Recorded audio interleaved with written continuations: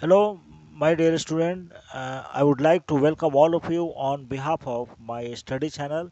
And today we are going to discuss the chapter number second of chemistry class 10, and that is the name of the chapter is acid, base and salt. तो चलिए शुरू करते हैं acid base and salt. और तो सबसे पहले हम लोग डिस्कस करेंगे कि what is acid, what is base and what is salt. अगर हम देखें on the basis of properties of compound, so compound can be divided into three groups and that is acid, base and salt. तो मैं आपको बता दूं कि acid, base, salt तीनों कंपाउंड का ही रूप है। एसिड में भी कंपाउंड है, बेस में भी कंपाउंड है, सॉल्ट में भी कंपाउंड है। तो हम कह सकते हैं कंपाउंड को तीन भागों में बांटा गया है, एसिड, बेस एंड सॉल्ट, अम्ल, क्षार एवं लवण। Now next topic is what is indicator. Indicator is a substance which change the color when it is exposed by acid or base. सूचक वह रासायनिक पदार्थ है जो किसी अम्ल या क्षार के संपर्क में आने पर अपना रंग परिवर्तित कर देता है। तो मैं वन बाय वन डिस्कस करूंगा और प्रयास करूंगा कि 10 मिनट के इस वीडियो में पूरे चैप्टर को कवर करूं। चलिए आते हैं नेक्स्ट टॉपिक पर। And how many types of what is how many types of indicator. So there are three types of indicator. Let me tell you, that is litmus, methyl orange and phenolphthalein. So litmus is a natural indicator, whereas methyl orange and phenolphthalein are synthetic indicator. There are also some natural indicator like turmeric and red cabbage. तो हल्दी और ये लाल बंदा गोभी, इसको भी माना गया है नेचुरल इंडिकेटर में, जबकि लिटमस का ज़्यादा प्रयोग है नेचुरल इंडिकेटर में। On the other hand methyl orange और फेनोप्थिलीन, ये दोनों जो है ये कृत्रिम सूचक हैं, और इंग्लिश में बोलें तो इसको सिंथेटिक इंडिकेटर। चलिए next topic it what is acid. Now acid are those chemical substance which gives H plus ion in water. अगर हम प्रॉपर्टीज देखें एसिड का, तो acid has a sour in taste and it has pH value less than 7, and acid which turns blue litmus into red. So these are the characteristics of acid. अम्ल वह है जो water में, जल में H प्लस आयन देता है। अम्ल का pH मान 7 से कम होता है। अम्ल ब्लू लिटमस को रेड करता है और अम्ल स्वाद में खट्टा होता है। अब हम देखते हैं कि what is strong acid, what is weak acid. Strong acid की चर्चा करेंगे तो hydrochloric acid, HCl, H2SO4, sulphuric acid, HNO3, nitric acid, ये स्ट्रॉन्ग एसिड के श्रेणी में आते हैं। जबकि वीक एसिड की चर्चा करेंगे तो acetic acid, formic acid, citric acid, carbonic acid, these are weak acid, ये कमज़ोर अम्ल हैं। और जबकि ये सब प्रबल अम्ल था, hydrochloric acid, sulphuric acid, nitric acid. Now next topic, what is dilute solution, what is conc solution. Dilute solution वो सॉल्यूशन है जिसमें it not has much level of it has much level of water, is called dilute solution. जिसमें water की मात्रा अधिक हो उसको बोलेंगे डायलूट सॉल्यूशन, और जिसमें minimum possibility of amount of water होगा उसको बोलेंगे कॉन्क सॉल्यूशन। तो लैब में जब भी आपको प्रयोग करने के लिए दिया जाएगा तो आपको डायलूट ही एसिड दिया जाएगा। चलिए डायलूशन का प्रोसेस क्या है। अब यहाँ पे एक चीज़ है कि technical the things is that कि आप वाटर में एसिड डालेंगे कि एसिड में वाटर डालेंगे। तो डाइल्यूशन का जो प्रोसेस होगा, तो हम लोग क्या करेंगे, add acid, conc acid into water. Conc acid को हम वाटर में डालेंगे और धीरे धीरे स्टीयरिंग करेंगे, उसको सेक करेंगे, हिलाएंगे और एक एक बूंद करके डालेंगे, and this process called dilution. अगर हम उल्टा काम करते हैं, अगर वाटर को अगर हम कॉन्क एसिड में डालेंगे तो क्या होगा। अगर वाटर को कॉन्क एसिड में डालेंगे, if will pour the water into conc acid, what happen, water will convert it into steam, and that will uh, spread out and it can splash our face and skin, and it can burn our skin also, and it can blast also. तो इस prevention को ध्यान में रखते हुए हम क्या करेंगे कि कभी भी वाटर को एसिड में नहीं डालेंगे, रैदर देन एसिड को वाटर में डालेंगे। ठीक है, चलिए आते हैं नेक्स्ट टॉपिक पर। नेक्स्ट टॉपिक क्या है कि एसिड मेटल से रिएक्शन करेगा तो सॉल्ट और हाइड्रोजन गैस बनाएगा। अगर हम लैब में रिएक्शन देखें, Zn प्लस H2SO4, तो ये बनेगा ZnSO4 plus H2, hydrogen gas बनेगा।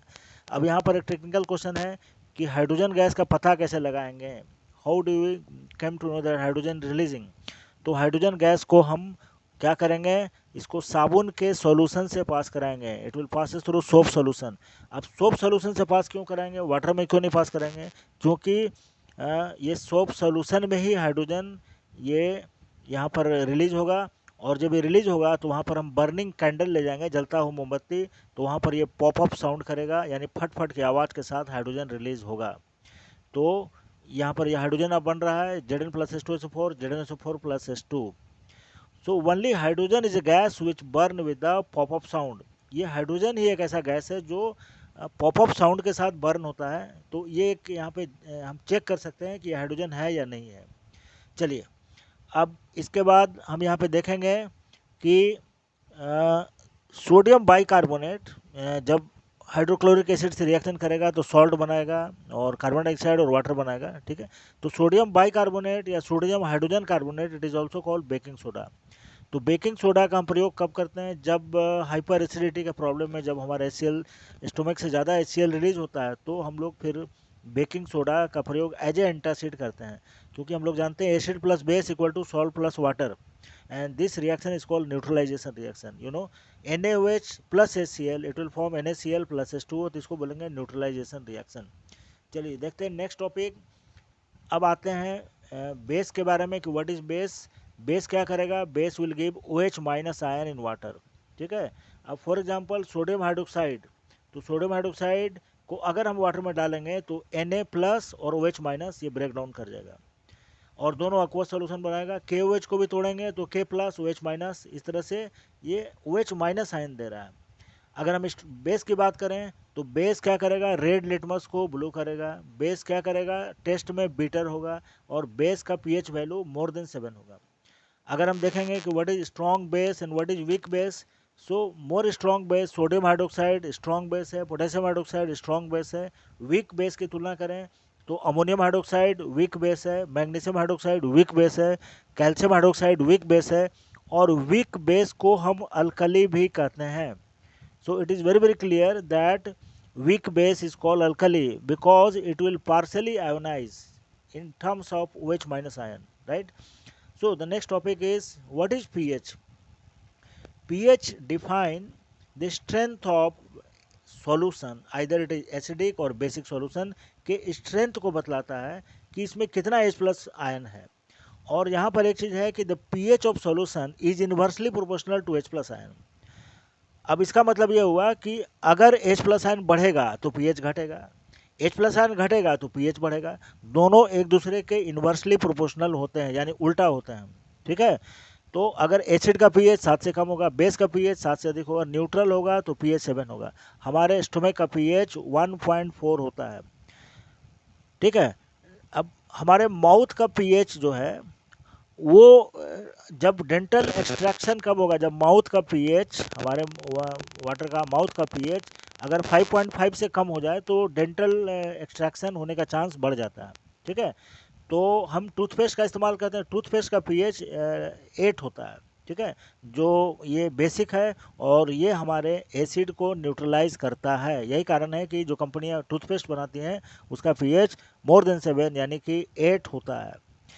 और ह्यूमन बॉडी का pH जो है it will lie between 7 to 7.8।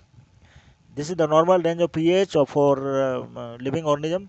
अब next topic is what is acid rain.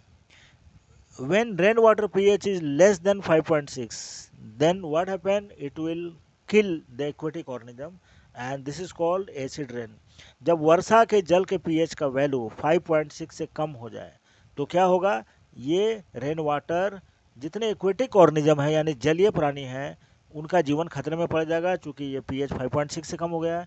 तो इस तरह के रेन वाटर को हम बोलेंगे that is called acidic rain. Now next topic is sodium chloride. What is salt? Sodium chloride is a common salt NaCl। तो salt का definition हम कैसे इसका डिफाइन कर सकते हैं कि व्हाट इज सॉल्ट? सॉल्ट में क्या होगा? जब मेटल एसिड से हाइड्रोजन को रिप्लेस करेगा तो हम कहेंगे कि सॉल्ट बन रहा है। कॉमन सॉल्ट का एग्जाम्पल ले लें तो sodium chloride is a common salt. अब एग्जाम्पल देखें Na plus Cl equal to NaCl। तो सोडियम क्या कर रहा है? सोडियम क्या कर रहा है?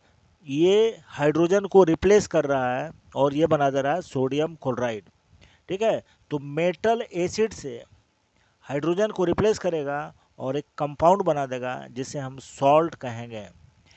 तो NaCl एक सॉल्ट है। और भी सॉल्ट का नाम अगर हम देखें तो K2SO4, potassium sulphate, sodium sulphate, Na2SO4, calcium sulphate, CaSO4, these all are the example of salt, you know. Now next topic is what is bleaching powder. The formula of bleaching powder is CaOCl2। तो bleaching powder CaOCl2 का हम ज़्यादा प्रयोग करते हैं disinfecting water. ठीक है, water में जम्स को ये ब्लीचिंग पाउडर मारता है, जिसका फार्मूला होता है CaOCl2।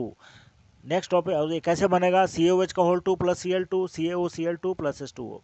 Now what is baking soda. Baking soda का फार्मूला होता है NaHCO3, जिसका एक और नाम है सोडियम हाइड्रोजन कार्बोनेट या सोडियम बाइकार्बोनेट।